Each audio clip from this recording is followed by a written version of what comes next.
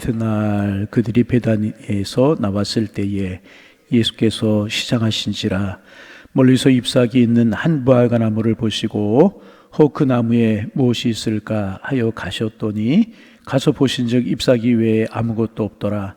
이는 무화과의 때가 아님이라. 예수께서 나무에게 말씀하여 이르시되 이제부터 영원토록 사람이 내게서 열매를 따먹지 못하리라 하시니 제자들이 이를 듣더라. 그들이 아침에 지나갈 때에 무화과 나무가 뿌리째 마른 것을 보시고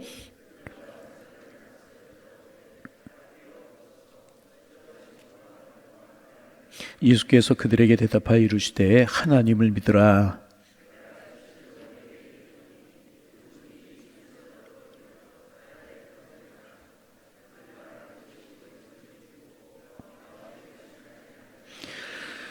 그러므로 내가 너희에게 말하노니 무엇이든지 기도하고 구하는 것은 받은 줄로 믿으라. 그리하면 너희에게 그대로 되리라.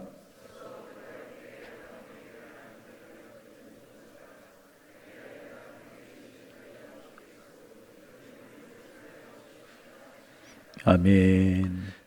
예수님께서 십자가로 나아가시는 순환의 한 주간을 우리가 지내게 되는데 새벽 시간에 순환의 주간에 있었던 일들을 우리가 하나씩 묵상하면서 은혜를 나누려고 합니다. 순환의 한 주간에 예수님께서 있었던 일들이 우리의 마음속에 새겨져서 예수님의 사랑을 깊이 묵상할 수 있는 은혜의 한 주간이 되기를 소망합니다. 이제 어제 예수님께서 새끼나귀를 타시고 이제 예루살렘 성에 입성하셨습니다. 그리고 성전으로 가셨고 오늘 이제 그 다음 날, 그러니까 오늘 이제 월요일에 있었던 일이 오늘 본문에 기록되고 있는데 우리가 본문을 읽은 것처럼 예수님께서 이제 시장하셔서 무화과 나무 앞으로 가셨습니다. 그런데 무화과 나무에 이제 열매가 없고 잎사귀밖에 없었습니다. 예수님께서 14절에 보면 이제부터 영원토록 내게서 열매를 맺지 못하리라. 저주죠. 나무의 목적은 열매에 있습니다. 그런데 열매를 이제부터 영원히 맺지 못하리라. 참 무서운 말씀이죠. 예수님께서 이 저주를 하셨습니다. 그런데 이상한 것은 13절에 보면 이는 무화과 나무의 때가 아님이라. 열매가 왜 없었느냐? 무화과 나무의 때가 아니었다. 쉽게 말하면 열매를 맺을 때가 아니었다. 이제 그런 말씀입니다. 그런데 예수님께서 열매를 맺을 때가 되지 않은 무화과 나무에게 가서 열매를 구하셨다. 여러분 이건 좀 이상한 이야기 아니겠습니까? 그런데 우리가 좀 무화과 나무에 관해서 좀 알 필요가 있습니다. 이스라엘에서 본격적인 무화과 나무 추수는 6월경, 7월경, 6월에서 7월경에 무화과 나무를 추수한다고 이제 그래요. 그때 무화과 나무는 많은 열매, 본격적인 열매를 맺는다는 것입니다. 그러나 이 무화과 나무는 이른 봄철에도 열매를 맺기도 하고 늦은 가을에도 열매를 맺기도 한다고 이제 그래요. 그러니까 이른 경우에는 3, 4월에도 열매를 맺는 나무가 무화과 나무고 늦으면 9월, 10월에도 무화과 나무가 열매를 맺는 것이 무화과 나무라고 이제 그래요. 그런데 특이한 것은 무화과 나무는 무화과 열매는 먼저 잎사귀를 낸다고 그래요. 그러니까 이제 잎사귀가 있으면은 다른 나무와는 다르게 무화과 나무는 열매가 맺힌다는 것입니다. 잎이 무성한 것은 열매가 있다는 그런 증거라고 하는 것입니다. 이것이 무화과 나무의 이제 특징이라고 이제 그래요. 그러니까 잎이 있는 무화과 나무에서는 열매를 얼마든지 딸 수 있고 기대할 수 있다는 것입니다. 그러니까 이때 6월절 직전으로 예수 그리스도의 순환을 앞둔 그런 시기였었습니다. 그러므로 무화과 나무에 잎사귀가 있었기 때문에 열매를 기대하는 것은 상식이었다는 것입니다. 그런데 무화과 나무에 열매가 없었어요. 이것은 정상이 아니라는 것입니다. 이 비정상적인 나무는 창조주의 기대대로 열매를 맺지 못한 나무라고 할 수 있다는 것입니다. 그래서 예수님께서 이 나무를 저주하신 것입니다. 예수님이 왜 무화과 나무를 저주하셨을까라고 하는 것입니다. 여러분 성경에 나타나는 기적은요, 이제 그 기적을 통해서 전하려고 하는 메시지가 틀림없이 있다는 거예요. 그 기적 자체보다는 그 기적을 통해서 나타내고자 하시는, 우리에게 주시고자 하시는 하나님의 의도, 예수님의 의도, 사인이 이제 있다는 것입니다. 그래서 복음서에서는 기적을 가리켜서 표적이라고, 사인이라고 그런 단어를 사용합니다. 이제 그 기적과 이적을 통해 나타내고자 하시는 뜻이 있다. 이제 그런 이야기인 것입니다. 기적을 통해서 전하려고 하는 메시지가 반드시 있다는 것입니다. 그러면 여러분, 말 한마디에 무화과나무가 말랐잖아요. 이 기적이잖아요. 이 일을 통해서 나타내고자 하시는 주님의 뜻이 무엇인가라고 하는 것입니다. 많은 경우 이제 이 무화과나무가 그 당시에 열매 없는 유대 종교를 이야기한다. 뭐 그렇게 해석을 하기도 하고, 틀린 이야기 아니에요. 그리고 이제 우리도 신앙의 삶을 살아가면서 무엇보다 잎 같은 것들, 신앙의 비본질적인 것들보다는 본질, 나무의 본질은 열매 아닙니까? 열매를 맺는 것이 중요하다. 뭐 이런 의도로 이제 해석을 할 수도 있습니다. 그러나 이 무화과나무를 저주하신 이 사건을 통해서 우리가 가장 먼저 알아야 될 것은 뭐냐 하면 예수님이 누구신가 하는 거예요. 다시 예수님이 누구신가. 예수님께서 길가에 있는 나무를 보고 너는 열매를 맺지 못할 것이다 하자 그대로 되었어요. 한 번 말씀하시자 나무도 복종했다는 것입니다. 그대로 되었다는 것입니다. 그러면 나무를 저주하시자 그대로 되는 말라버린 이분은 도대체 누구인가? 이분이 바로 이 나무를 만드시고 나무까지도 다스리시는 분이시라는 이 사실을 나타내고 있는 것입니다. 그리고 그분은 나무가 창조주의 기대에 져버렸을 때 나무를 심판할 수 있는 분이시기도 하시다는 사실이. 다시 말하면 예수님은 창조주이시고 역사를 주관하시는 섭리자이시고 심판자라고 하는 사실이 단순한 사건이지만 이 사건 속에 담겨져 있다는 것입니다. 여러분, 나무뿐이 아니잖아요. 식물뿐이 아니잖아요. 예수님께서 풍랑이 치고 파도가 있는 바다를 바라보시고 잠잠하라 한마디 하시자 물결 치던 파도와 몰아치던 바다도 복종하고 잔잔케 되었습니다. 그 사건을 보고 사람들이 이야기하죠. 도대체 저분이 누구냐? 도대체 저분이 누구이시기에 바람과 파도도 순종하는가? 그렇게 묻지 않습니까? 이 사건은 바람과 파도 같은 자연 현상을 만드시고 자연 현상까지도 다스리실 분이 예수님이시다. 그분은 창조주 하나님이시다 하는 사실을 보여주시니 예수님은 창조자이시며 섭리자이라고 하는 사실을 보여주고 계시는 것입니다. 그뿐이 아니잖아요. 어느 날 예수님께서 귀신 들린 사람을 보셨어요. 그리고 예수님은 그 안에 있는 귀신에게 명령하셨어요. 악한 영에게 명령하셨어요. 그러자 귀신이 그 사람에게서 나왔습니다. 다시 돼지떼에게로 들어가라고 명령하시자 귀신은 돼지떼에게로 들어갔습니다. 여러분, 영을 다스리시는 이분이 누구냐? 악한 영에게 명령하시자 귀신이 나왔고 돼지떼에게 들어가자 돼지떼에게 들어갔어요. 여러분, 영을 다스리시는 분이 누구냐는 것입니다. 영을 지으시고 악한 영을 심판하실 수 있는 분이시라는 것입니다. 창조자이시고 섭리자이시고 심판자이시고 심지어 동물들도 그 속에 있는 악한 영들도 예수님의 말씀에 순종할 수밖에 없는 능력을 가지신 분이 우리 주님이시라는 것입니다. 식물을 다스리셔요. 나무를 저주하여 바람과 파도 자연현상을 다스리시는 영을 주관하시는 분이 우리 주님이시라. 복음서에는 예수님께서 병자를 고치는 사건이 많이 기록되어 있지 않습니까? 뿐만 아니라 죽은 사람을 살리는 분이라고 하는 사실도 보여주고 있습니다. 예수님께서 나인성 과부의 죽었던 아들에게 말씀하셨어요. 청년아, 내가 네게 말하노니 일어나라. 그 순간 죽었던 시체가 벌떡 일어나지 않습니까? 시체도 예수님의 말씀에 순종했다는 것입니다. 무슨 뜻입니까? 우리 주님은 사람의 생명을 거둘 수도 있고 우리 주님은 사람에게 생명을 다시 줄 수도 있는 그 분이시라는 것입니다. 다시 말하면 그분은 창조자이시고 섭리자이시고 심판자이기도 하시는 분이시라는 사실입니다. 이런 사건들이 주는 메시지가 바로 이것이라는 것입니다. 주님이 누구시냐? 그분은 하나님이시다. 주님이 누구시냐? 그분은 창조주이시고 그분은 심판주이시고 그분은 우주 만물을 섭리하는 섭리자이시라는 것입니다. 다시 본문으로 돌아가면 본문에서 예수님의 말씀 한마디에 무화과나무가 복종하는 것을 볼 수 있습니다. 식물을 만드신 분이 우리 주님이시기 때문에. 그분은 창조주이시고 자신이 만드신 것들에게 무관심하지 아니하시고 여전히 만물을 다스리신 분이시라는 것입니다. 그리고 그 만물이 창조주 의도대로 의도를 거스릴 때 그것을 심판할 수 있는 분이 바로 우리 주님이시라는 것입니다.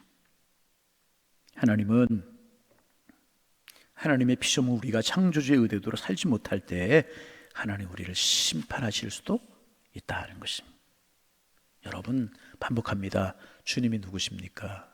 우주 만물을 창조하신 창조주이심, 우주 만물을 지금도 다스리시는 섭리자이십니다.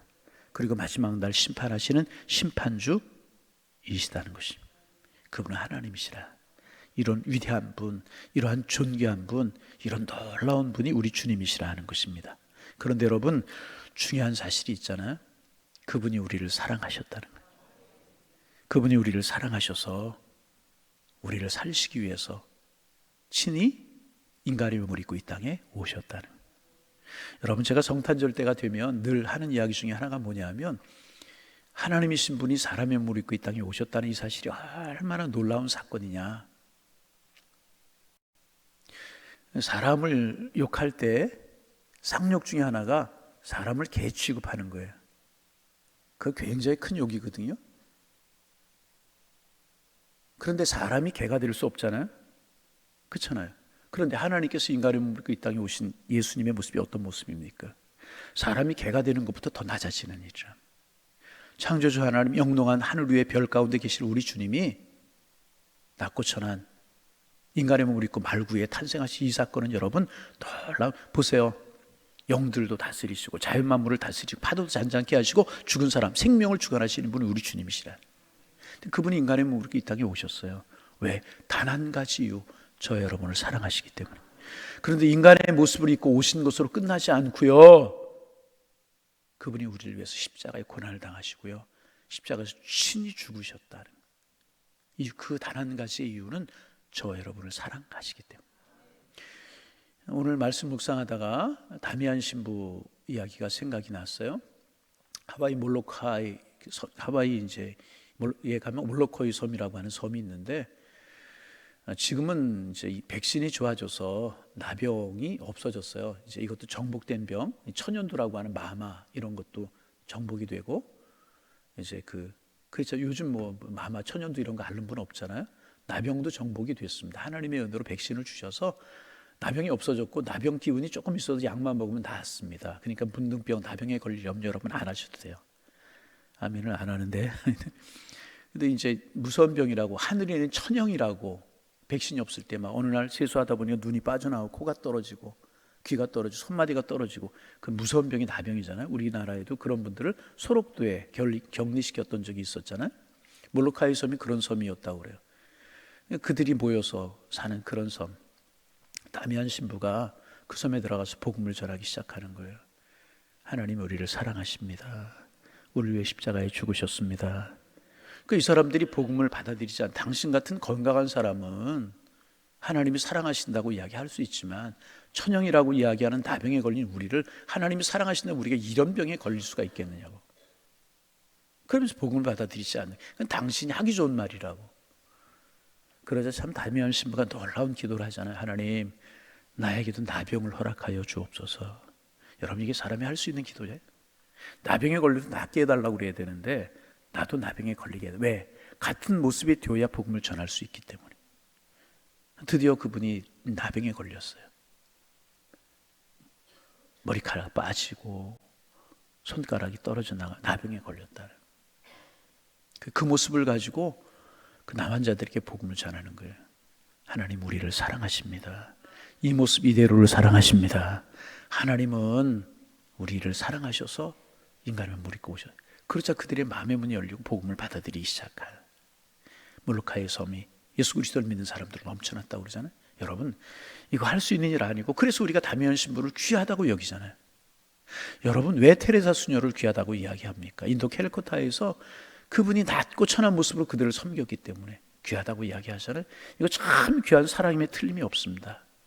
여러분, 사람이 나병에 걸려서 복음을 전하는 거 귀하잖아요. 그런데 우리 예수님 어떤 분이세요? 지금 말씀드린 것처럼 식물이 복종하고 동물들도 복종하고 바다와 파도도 복종하고 죽은 시체도 살릴 수 있고 복종하고 우주 만물을 다스린 창조주이시고 섭리자이시고 심판자이시라는 거예요. 근데 그분이 이 땅에 오셨어요. 단 하나의 이유, 다른 거 없어요.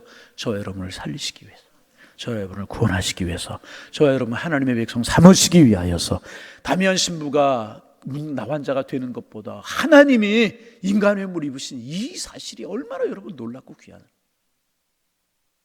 우리를 너무너무 사랑하시, 너무너무 귀하게 여기시기에 그분은 친히 인간의 모습이 되시고 그것으로 그치지 않고 우리를 위해서 친히 십자가를 지시고 친히 고난을 당하. 그 길이 아니면, 십자가가 아니면 우리를 살릴 수 없고 우리를 고난할 수 있는 길이 없기에 그분은 친히 십자가의 길을 걸어가셔요. 십자가에서 내가 목마르다, 우리가 목말라야 될 고통을 다 당하시고. 여러분, 인간의 고통 중에서 목마름의 고통이 굉장히 힘들고 어려운, 우리는 물이 모자라지 않는 이런 시대에 살기 때문에, 그런 나라에 살기 때문에 모르지만, 여러분 가끔 아프리카 아이들 사진 보잖아요. 그 땅에서 나오는 그 시커먼 물들, 그걸 퍼서라도 그것도 없어서 마시지 못하고 목말라는 그런 모습 알잖아요. 우리 인간이 목말라야 될 모든 고통을 우리 친히 담당하시고 내가 목마르다, 그리고 다 이루었다, 그리고 운명하셨잖아요. 그래서 여러분, 순례의 한 주간 우리가 주님의 묵상하면서 지내야 되지만 여러분 마음속으로는 기쁘고 행복하게 지내시기를 바랍니다. 왜? 주님이 고난당하심으로 우리가 살았어요. 그분이 죽으심으로 우리가 다시 살 수 있는 소망을 얻었어요. 그분이 고난당하심으로 우리의 모든 질고를 우리 주님이 친히 담당하셨고 우리가 살고 우리가 회복될 수 있었다는 것입니다. 그래서 여러분, 고난당하시면서 우리가 엄숙하게 고난당하심 한 주간을 지내면서 엄숙하게 지내야 되지만 그러나 기쁘게 지내시기를 바랍니다. 왜? 예수님이 죽고 우리가 살았기 때문에. 죄에 대해서 죽고 의에 대해 살고 불에 대해서 죽고 의에 대해 살았기 때문에 행복하게 지내시기를 바랍니다. 무화과나무가 주는 교훈 여러 가지가 있지만 가장 중요한 분은 그분은 하나님이시라는 거예요. 능력자이시라는 거예요. 더 중요한 사실은 그분이 우리를 위해서 이 땅에 오셨고 그 놀라운 능력의 주님이 나를 위해 죽으셨다는 거예요. 이보다 큰 사랑이 어디에 있습니까? 이보다 큰 은혜가 어디에 있습니까? 여러분, 우리 종종 그런 이야기 듣잖아요. 시간이 있으니까. 사고로 눈을 하나 잃은 아들이 있었어요. 생명은 구원받은 눈을 하나 잃어버리게 되었어요. 양쪽 눈이 다 잊어버렸는데 의사가 이제 눈을 앞을 볼 수 없다는 그 이야기에 막 절망하고 좌절합니다. 수술하고 깨어났는데 한쪽 눈이 보이게 되는 거예요. 보니까 어머니가 눈 하나를 줬다. 그래서 한쪽 눈을 볼 수 있었다. 이런, 한쪽 눈이 없었다는 거 실망하고 절망하잖아요. 근데 어머니의 한쪽 눈이 없는 것을 보고 어머니의 눈이라고 하는 사실을 깨닫고 이 아들이 바른 아들이 됐다. 그런 이야기 우리가 많이 하잖아요. 우리 주님의 사랑이 눈 하나를 준 사랑. 여러분, 어머니의 사랑, 눈 하나를 줄 수 있는 사랑이 이거 놀라운 사랑이죠. 근데 우리 주님은 생명을 대신하신 사랑이란. 하나님이 누구세요? 우리 같은 존재를 위해 생명을 줄 수 있는 분이십니까? 보세요. 무화과나무도 다스리시고 바람과 파도도 다스리시고 시신도 일으키시고 파도도 잠잠케 하시고 악한 영들을 주관하시는 이 온 우주 만물의 창조주이신 그분이 우리를 얼마나 사랑하셨으면 인간의 몸을 입고 오셔서 십자가에 죽으셨느냐. 우리는 그런 사랑을 입은 하나님의 사람들. 여러분, 우리는 결코 하찮은 존재들이 아닙니다. 그런 주님의 사랑을 입은 우리라는 거예요. 고난의 한 주간을 지내면서 우리 나는 주님의 사랑을 입은 존재다. 행복하게 기쁨으로 사셔서 십자가의 사랑 깊이 다가오고 복 있는 한 주간이 되실 수 있기를. 그래서 오늘 아침에도 우리가 감사하면서 기도하실 수 있기를. 주님 감사해요. 주님이 죽고 내가 살 수 있으니 얼마나 감사해요. 그런 은혜가 있기를 주님의 이름으로 축원합니다. 하나님,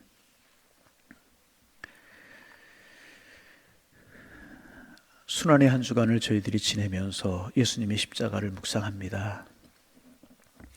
오늘 무화과나무를 저주하신 주님의 모습을 보면서 주님의 어떤 분이신가를 우리가 깨닫습니다. 주님은 우주 만물을 다스리시고 섭리하시고 심판하시는 분이라고 하는 사실을 깨닫습니다. 그 창조주 하나님, 섭리자 하나님 앞에 머리를 조아리는 저희들 되게 도와주옵시고 그 주님 앞에 겸손한 모습으로 살아가는 저희가 되게 하여 주옵소서. 더 중요한 사실, 그 주님이 나를 위해 이 땅에 오셨고 나를 사랑하셔서 십자가로 가셨고 십자가에 죽으셨다는 이 사실, 우리의 마음에 크게 다가오게 하여 주옵소서. 내가 무엇이 간데, 도대체 내가 무엇이 간데 주님이 죽고 내가 살았나? 이보다 더 놀라운 하나님의 섭리와 뜻이 없는데 이 순환의 한 주간을 지내면서 그분의 사랑이 우리의 마음속에 다가오게 하셔서 주님, 나도 주님 사랑하게 하여 주옵소서.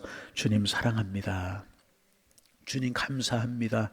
주님이 죽고 내가 살았습니다. 주님이 고난당하시고 내 고난을 친히 담당하셨기에 내가 아름다운 삶을 살 수 있습니다. 이 고백 속에 우리가 한 주를 살아가는 저희가 되게 도와주셔서 주님 사랑함이 더해가게 하시고 주님 감사함이 더해가는 순환의 한 주간이 될 수 있도록 축복하여 주옵소서. 하나님, 우리 한 주간을 기도하면서 지내기를 원합니다. 하나님, 기도하지 못하던 분들이 나와 기도할 때 기도의 문이 열려 기도하게 하여 주옵소서. 십자가의 감격과 예수님의 은혜의 감격 우리의 마음속에 새기지 못했던 분들, 그 예수님의 사랑, 십자가의 감격이 마음속에 새겨지는 한 주간이 되게 도와주셔서 우리의 믿음도 진보하고 신앙도 진보하고 주님을 사랑할 수 있는 은혜가 돼갈 수 있는 축복의 한 주간이 될 수 있도록 주님 인도하여 주옵소서. 주님, 이 한 주간 병상에서 고난 당하는 심령들도 주님을 바라보게 하시고 삶의 갈등과 범민으로 어려워하는 분들도 십자가의 주님을 바라보게 하여 주옵소서. 낙심되고 절망되는 문제에 짓눌려 살아가는 분들 고난의 주님 바라보게 하시고 그 주님이 고난 질고 우리의 어려움 다 담당하셨음을 믿고 하나님 앞에 나아가는 이 한 주간이 되게 도와주셔서 마음에 평안도 없고 기쁨도 없는 한 주간이 될 수 있도록 주님 축복하여 주옵소서. 나를 사랑하신 주님, 나도 주님을 사랑합니다. 이런 마음으로 한 주간을 지내게 하셔서 우리의 마음에 깊이 주님의 사랑이 다가오게 하여 주옵소서. 이 새벽 우리가 기도할 때 기도의 문이 열려 기도하게 하옵소서. 주님의 사랑이 우리의 마음에 다가오게 하여 주옵소서. 십자가의 은혜가 우리의 마음속에 다가오게 하여 주옵소서. 이 새벽 우리의 기도를 들어 주옵소서. 예수님의 이름으로 기도하옵나이다. 아멘.